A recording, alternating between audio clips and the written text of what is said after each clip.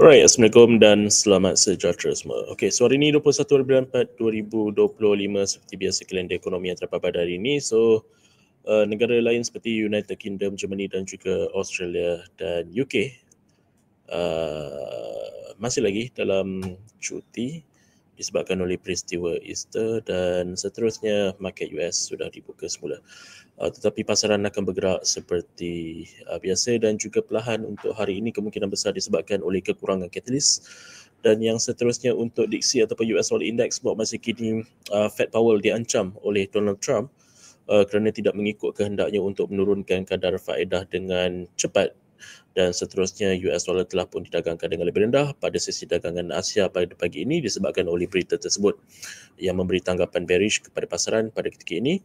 Dan selain daripada sentimen semasa yang sememangnya sudah pun memberi impak kepada penjualan tempoh jangka masa panjang. Jadi dari sudut teknikal ianya telah pun memecahi para sokongan kritikal dan membuat satu pembentukan bearish flag iaitu continuation to the downside. Daripada sudut stokastik RSI pula ianya berada di paras oversold, jadi kemungkinan besar akan adanya kenaikan semula untuk tempoh jangka masa singkat, tetapi trend tempoh jangka masa panjang masih lagi kekal dalam keadaan bearish. Dan seterusnya kejatuhan ini juga disokong oleh sentimen semasa yang masih lagi berpanjangan daripada sudut geopolitikal dan juga isu dalaman di US sendiri, terutamanya daripada sudut tarif dan sebagainya.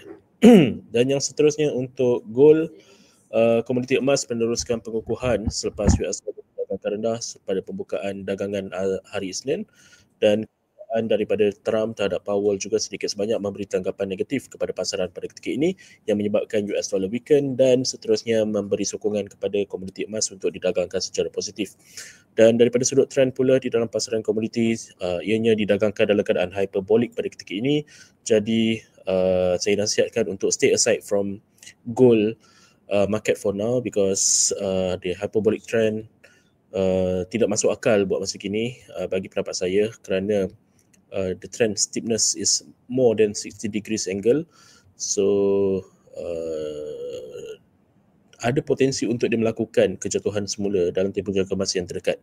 So based on WD Gun, 60 degrees angle ini telah pun melebihi daripada paras angle yang sepatutnya sekitar 45 darjah.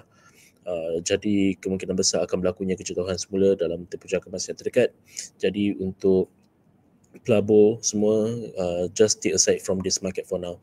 Okay, so because it is very dangerous because there is no past historical price untuk kita lihat dan kita hanya tunggu untuk dia membuat reversal saja. Okay, so itu sajalah perkongsian saya untuk hari ini dan semoga kita jumpa lagi pada hari esok dan juga di masa yang akan datang. Assalamualaikum, sekian, terima kasih dan selamat sejahtera. Terima kasih semua.